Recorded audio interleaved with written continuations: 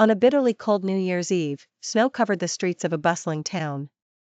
Among the many passers-by, unnoticed and shivering, was a poor little girl.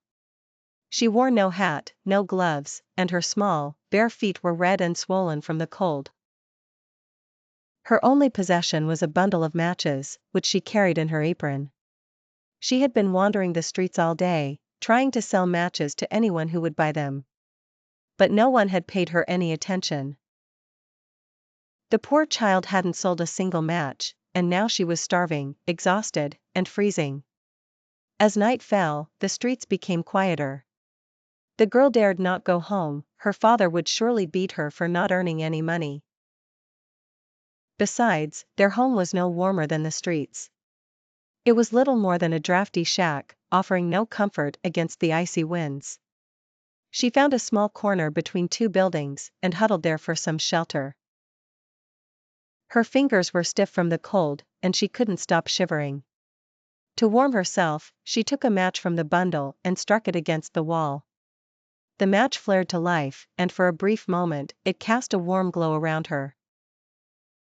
She imagined herself sitting in front of a large iron stove, its fire blazing. She stretched out her hands to feel its warmth, but just as she moved closer, the match burned out, and the vision disappeared. Desperate for warmth, she struck another match. This time, she saw a rich feast laid out on a table. There was a roasted goose, steaming and golden brown, surrounded by delicious dishes. As she reached out to grab a piece, the match went out. The feast vanished. She lit another match, and this time, she saw a magnificent Christmas tree, adorned with candles and ornaments that sparkled like jewels. The tree seemed to rise higher and higher until it became a shining star in the sky. She reached out, but again, the match went out, and the vision faded. One by one, she lit the remaining matches, each bringing a new, fleeting vision. She saw her late grandmother, the only person who had ever shown her love and kindness. The girl called out to her, pleading for her to stay. As the last match burned, the vision of her grandmother grew brighter and warmer.